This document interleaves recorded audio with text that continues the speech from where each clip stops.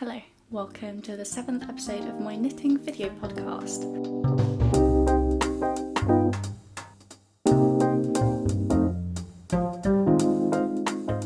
It's been a while since my last podcast episode, so I've got loads of super fun things to talk about today and I'm really excited. Let's start with what I'm wearing, and this is the Ingrid sweater by Petite Knit. It's actually one of my older knits. Well, I say that. I knitted it at the start of this year, or rather around Christmas last year, and finished it in January, I believe. This was a very involved, very long knit, and I absolutely loved making it at the time. I think it's kind of like a special occasion knit for me at the moment because it took so long to make that I'm a bit scared to actually wear it, but I've been wearing it a bit more recently, especially around Christmas this year, and I absolutely love it. I think it's super cute and it really suits me. I love the kind of beigey brown colour I used.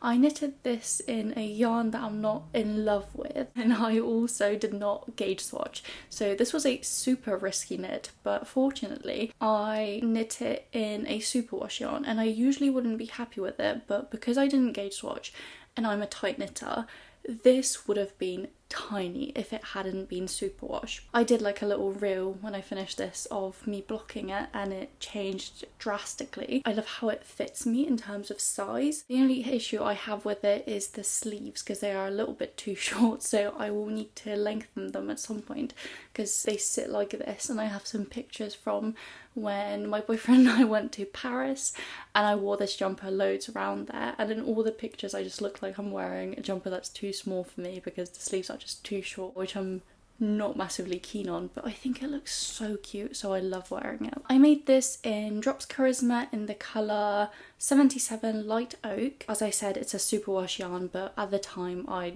had no idea what that means. I don't think I even read that, so when it came in and it was like slightly squeaky and different, I was a bit confused.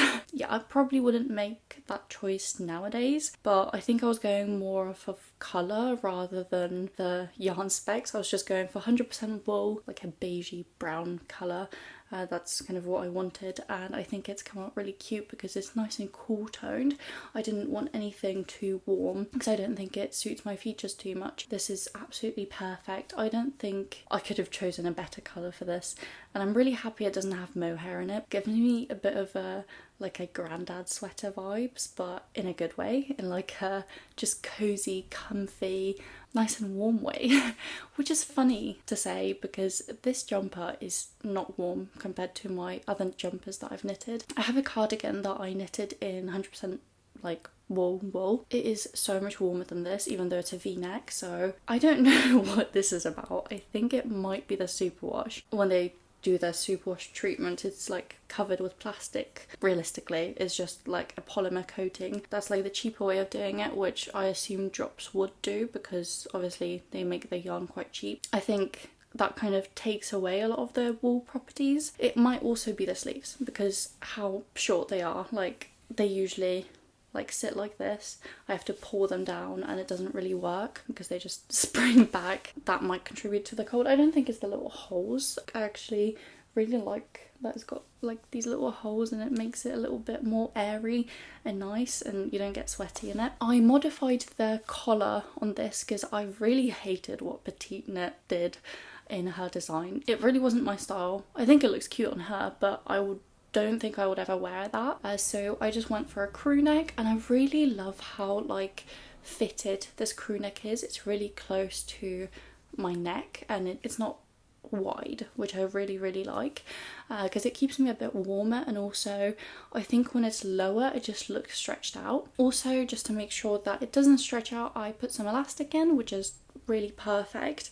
I wear glasses though, and sometimes the elastic gets caught when I put the jumper on and I have glasses on. I'm really glad that I did it as soon as I made the jumper because I think otherwise I would have really procrastinated it and I would have ended up just never doing it, like with my sweater number 9 I believe, that has like a mock neck and it's stretched out so much because I never ended up putting elastic in because I've just been procrastinating it. Let me know if you'd be interested in watching like a knit flip video where I fix my knits because I think that would be quite cute to do. I saw Knits by Mandy make one of those and I think it would be a really nice video to make, and it would motivate me to fix my knits. I really want to fix these sleeves. I think this and this section of it is quite short compared to these sections, and it's the same on the body, but on the body it looks really nice and I love the length of it, but on the sleeves it just came out a little bit too short, so I think I would add a few extra rows into this 2x2 rib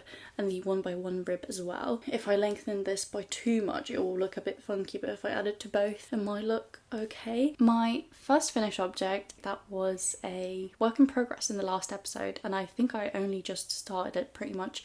I did like a tiny little section of it, and this is the Braidy loop sweater by Other Loops. It's a saddle shoulder oversized sweater, and I knitted mine in Knitting for Olive mohair and merino in the colour unicorn purple. I was initially super excited for this design, for this knit. I love the purple unicorn purple Knitting for Olive colour, and I thought it would look super cute with this design. The thing I fell in love with in this jumper is obviously the saddle shoulder sleeves, the saddle shoulders, which I just love in jumpers and absolutely anything. I don't own anything like that, so this was my first thing that's saddle shoulder, but I think that was the thing I gravitated towards. I'm not the biggest fan of a lot of features of this design, and I think I was kidding myself when I started it, and I only realised once I was getting to like halfway through, and it became a bit of a slog because I was like, I don't know if I'll enjoy wearing this. Also, scary thing, mohair. I'm not amazing with mohair, and as lovely as Knitting for Olive is, it's still mohair, so I was a bit worried about that and about having it quite close to my neck, but that turned out to be wrong. Like, this is perfect. I can wear it just on bare skin. I don't have to have a top underneath. It doesn't irritate my neck at all, so I think Knitting for Olive is honestly an amazing mohair, and combined with the merino it is such a pleasant knitting experience because it just feels like a really soft cloud in your hands, and I just want to keep squishing it and picking it up because it just feels so lovely. I knitted a gauge swatch when making this, so I did know that my stitch gauge matches the designer, but my row gauge ended up being too tight, which means that I ended up having to do more of the cable repeats on the saddle shoulder. It was a little bit annoying, and I think my cables look a little bit tight, like a little bit short, and I think I probably should have just increased the number of stitches between the cables rather than doing more cables. I guess I don't mind that, it doesn't matter. I think I just increased it by one cable repeat, and then I had to ignore the designer's instructions of where to like pick up stitches because I had an entirely different number of stitches. So I think some people had issues with that part of the instructions, but obviously because I didn't follow it, I didn't have an issue with it. Instead of like 3 out of 4, I just calculated this by counting the number of stitches at each edge, and then I think I divided the number of stitches that I had to pick up by the number of like stitch holes that I had. I picked up that many and I didn't really have any issues because I wanted to follow the other directions for the design, and it's not puckering, it's not doing anything funky, so I think it's fine, it's not an issue. And I followed like all the directions for the width of the pattern because I didn't want it to be like narrower or anything, because I did want this to be oversized. The issue I had with this pattern that I saw on the project pages on Ravelry, which I was like, I'm not going to do that, mine is not going to turn out that way, and that's the neckline circumference. So as you can see in this design,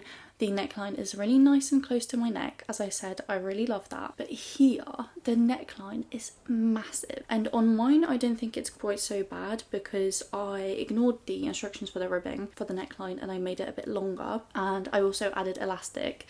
But the thing is, I added the elastic after blocking, which was stupid, so I should have done that before I blocked it, and I really liked the way it looked before I blocked it, and then afterward it just stretched out a little bit. With the elastic it's a bit better than it would have been otherwise, but I don't understand why it comes out so wide. I also think the saddle shoulder is really weirdly done, and I think it's missing some short rows or something. This just sits really weirdly on me. Like once I blocked it, it looks like it goes straight across, but before I blocked it, it was the back was like this low and then the front was like this low, which I was not a fan of. I prefer my jumpers to just go straight back and front. I also did cropped because I thought with the way it drapes, like in this yarn with the like stripy ribbing situation, it just didn't look super flattering on me, and I thought if it was cropped it's a bit easier to style. If I were to knit this again, and I probably wouldn't, I'd probably go for a slightly different pattern. I would have omitted the ribbing stripy situation and I would have just added the cables to like a stockinette saddle shoulder jumper, because you would have gotten the same look without weird fit issues. The sizing is so awkward, the ranges are massive, and the positive ease is really awkward, so I really struggled picking my size. But I thought, in case my gauge is slightly tight, I will go for a size up so that I get a good amount of positive ease, because with the first size I wasn't getting enough and with the second size I was getting way too much, and with my wide shoulders I just look a little bit chunky in it. I'm not so happy with it. It is a little bit of a flop, but I have that with some of my knits, and then I fall in love with them after I kind of find a good occasion to wear them, and then I'm like, oh wow, this was kind of cute. I might change my mind. The other finished object I have for this episode is my fairy maiden socks. I think I spoke about these in my last episode. They were not super fun to knit, but I had a bit of a love-hate relationship with this pattern. It's a free pattern by This Handmade Life, I believe. They're one size, so there's only one stitch count. It's 64 stitches, which I think is a little bit small for my feet. I knitted things in slightly larger stitch counts. I think 66 is what I gravitate towards, but obviously this was one size and I didn't want to faff with changing the pattern. I didn't want to faff with like the stitch counts or anything, so I just went for that. But then I also sized down in my needles because I like my socks on 2.25 millimeters rather than 2.5, because they just look a little bit neater in my opinion. They came out okay. They do fit me. They take a little bit of effort to pull onto my feet, but once they are on and they're absolutely fine. I didn't follow the instructions for the leg. I think I just knitted to a length that I like, that I knitted my other socks to. I ignored the instructions for the heel and the toe. I think I just did a heel flap and gusset and a wedge toe, which is what I typically do. I normally don't like twisted rib, but with this design I thought it looked really cute. That's what I did for the top, and I think that's what the pattern tells you to do, so I followed that exactly. It's a really cute design. As you can see, it's just got cabled lace motif along the top and kind of around the whole leg, which looks really adorable. It does give me like floral fairy vibes. I opted for a beige yarn just because I wanted something simple and neutral. This is Opal Uni Solid 4-ply in the colour 5189 Camel. Yeah, it's just like a warm beige. If you compare it to this one, it's a bit more yellowy, orangey. They did take me quite a while, and they took me a lot longer than most of my lacy socks take, but probably a bit shorter than cable socks. I really liked having these little breaks in between the cables. There's like quite a few rows where you do not cable or lace, you just do like a wide rib pattern. I also ended the leg on the cable lacy motif pattern. Another finished object which I do not have with me, but I will insert some b-roll of, my Sophie shawl. This pattern is by Petite Knit. I was looking for a scarf that I could make myself, and I really wanted it to match my little Oslo hat that I have. I knitted some penny gloves in like a really nice beigey colour, and I knitted this shawl in the exact same yarn that I knitted my Oslo hat, and this is the Double Sunday in the colour 1015 Putty. It's just a really nice soft merino, non-superwash. It really felts very easily, so it's nice for splicing. It's so buttery soft. It's very different to knitting for olive merino because it's just soft and like plush, whereas knitting for olive merino is just like slightly rubbery soft. It's come out really cute as a shawl. It's really nice against my neck, no irritation, no itching, and I've been wearing that shawl as a scarf just all the time. I think I wear it pretty much every day now whenever I go out anywhere, because it's just nice and warm. It's taken a little while. I think it took me about a month to make, but I was knitting on the braidy loop sweater at the same time. I did not knit any of the sizes. I just started knitting. I think I had 2 balls of the yarn for increases, and then as soon as I ran out of the second ball I started decreases, and then I used 2 balls for that, so I didn't really knit to any length. Knits by Mandy a few years ago, I think she knitted that scarf the same way I did. I really liked how hers was quite thin. It didn't look like a massive shawl, it just was like a scarf, so that's what I ended up doing as well. It looks adorable with my little hat, and I've got a lovely matching set of accessories for winter. In the last episode I had another finished object which I completely forgot to mention. I made a little hat for my boyfriend's gran. This is the hipster hat by Petite Knit. I haven't got it with me, so I'll insert some pictures, and I knitted this in double Sunday 3521 in the colour ballet shoes. It's just like a really lovely soft pink because her favourite colour is pink. It was a really quick pattern to knit because of the gauge. It was so much quicker than an Oslo hat because you just knit a really long tube in 2x2 rib, I think, and then you just fold it over to create the brim, whereas the Oslo hat just has so many layers. It's so long to knit. It's stockinette on like 3.5mm needles. This was so much easier to make, just so much quicker. I think this was 4 or 4.5mm, so it just flew off my needles. Another gift to knit, which I already gave to my boyfriend, but I stole it for this podcast and I will give it back to him. He hasn't worn these yet. Are these lovely vanilla socks I made for him. These were like self-drafted. I didn't follow any pattern. I showed him like 2 of my pairs of socks and I asked him which one he prefers, and he went for the 1x1 twisted rib. I think it looks really nice with this yarn and this pattern. I was thinking of just doing a simple plain stockinette sock, but I ended up going for a bit of rib on the back of the leg. One of my pairs of socks, I think it's the Asterism by Yucca. It's got this lovely 3x1 rib on the back of the leg, and I thought it looked really cute and it just really added to the pattern, so I wanted to do that on these, and I wasn't sure how it would look with the stockinette, but it ended up being really cute. All the stitch counts and pretty much all the instructions of how I made these are on my Ravelry, so you can just have a look. He's got UK size 8 feet, but I measured like his ankle, I measured his like heel depth and everything, and just kind of winged it. It's a heel flap and gusset with a slip stitch heel and just a wedge toe because I thought it would fit him best. And these turned out quite long actually on him. I didn't knit them like to his size. I made him close his eyes and just try them on his feet. He can wear them over socks.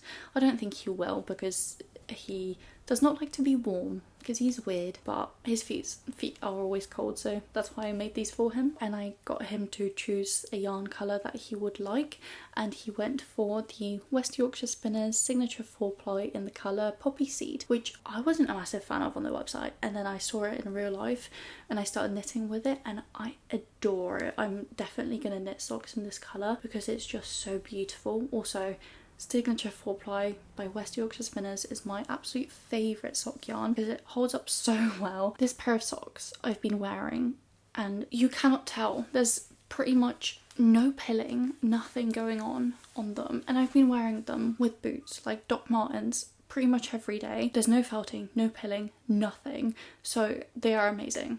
I just love this sock yarn. He also wanted something that he can chuck in the washing machine, so I think these ones should be fine, like under 30. I told him to just put them in a 30-degree wash and they should be fine. And my last finished object for this episode, which is also a gift knit for my boyfriend. This is an Oslo hat to match mine.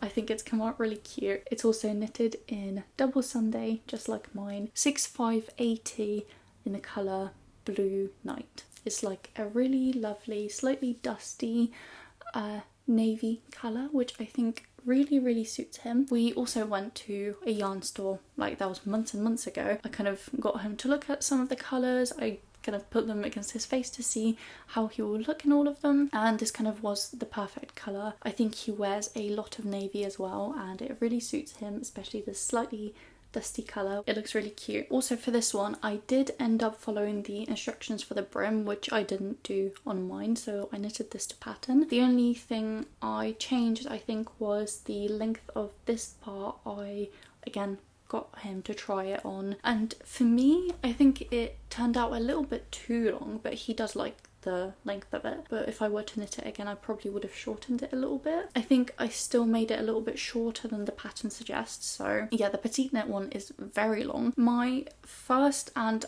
only kind of knit work in progress, which I literally cast on over the Christmas period, and I've made so much progress on this because I finished braidy loop sweater like right before Christmas. I blocked it and it was ready for Christmas Day, and I cast this on, I think, the same day or the day after I finished the other one because the yarn just arrived. I was expecting the yarn to arrive literally after Christmas, well, after the new year, rauma fivel, and I really wanted to knit this in this yarn. I went for 4078 light beige, which is a really nice kind of lightly greyish mould beige.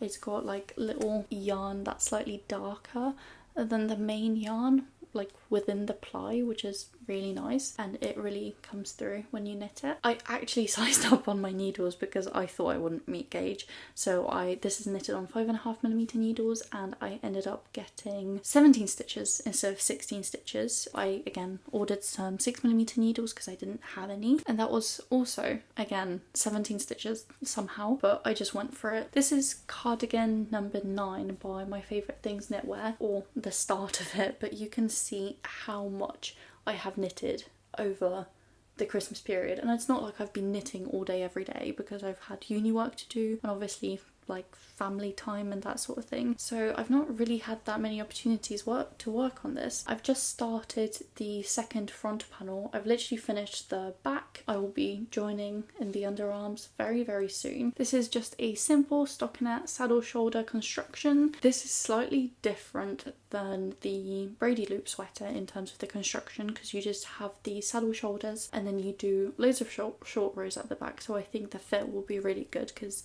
I can already see like how the slope at the shoulders on the back looks really good, and at the front I think it will fit me really well compared to the braidy loop, which just goes straight across, which I don't think really works for my body shape. Honestly, I'm just super excited for this to be done. The yarn doesn't look very nice when you knit it up, but these stitches really do smooth out after blocking, so I'm not too worried about that, and I think it will be a really lovely piece to have in my wardrobe. Because I ended up with 17 stitches instead of 16 stitches per 10 centimeters, I calculated using the total stitch count to figure out how many centimeters that would be. That ended up being slightly tighter than the suggested range for my size. I want it to be quite oversized. Then I sized up and calculated that and I think it comes out perfectly within the oversizedness of the pattern. We'll see if that was a good shout, but I think it will come out quite cute. I did say that was my only knitting work in progress, but I do have one sewing work in progress. I did get this sent for free, but I did reserve the right to talk about it. However, I feel this will be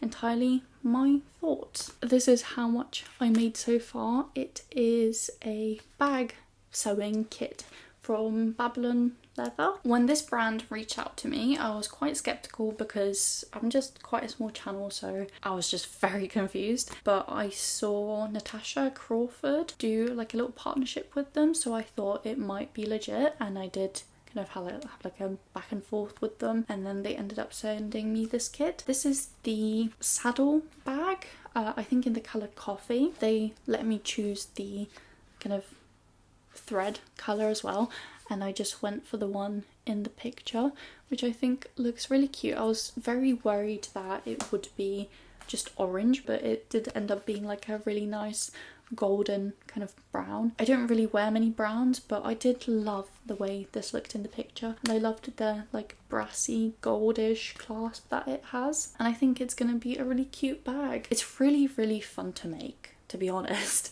Like, I did not expect it to be this fun, and I'm honestly not just saying this because The biggest issue I have with sewing is that you have to sit down and like you can't have it portable, you have to take out your sewing machine, and I don't really like hand sewing because I'm not very good at judging the distances between the stitches. So here you get the best of both worlds because they already did like little holes for you to stitch through, but you still get to do the stitching and like construction yourself. They don't have any like written instructions at all, videos that you have to watch, which makes it easier, but then also I like having instructions in front of me so I don't have to watch a video. So it depends what you enjoy. Stitching is really sturdy because you knit it, well, you sew it from, like, you double sew each stitch.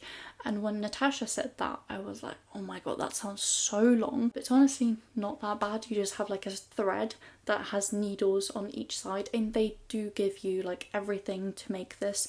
So you get all the clasps, all the scissors and the thread and the needles to make this. So you don't have to buy anything. It's really cute. I do enjoy it. They do say on their website that they make this out of leather, and it's like real leather. They talk about how real leather is better than synthetic and everything. And this arrived and this is not real leather, or at least I don't think it is. I did reach out to them and they said that some of the pieces for structural integrity of the bag are not leather, so it's just synthetic, and then some of them are genuine leather, which is a very umbrella term and it can mean pretty much anything. Whenever I was burning the threads like here at the back so that they don't unravel, you do that and you like cinch the leather and it does look like it's slightly melty. Normal leather wouldn't really do. I did search it online and some people say that some of the kits are leather and some of them aren't. You might get leather, you might not. It also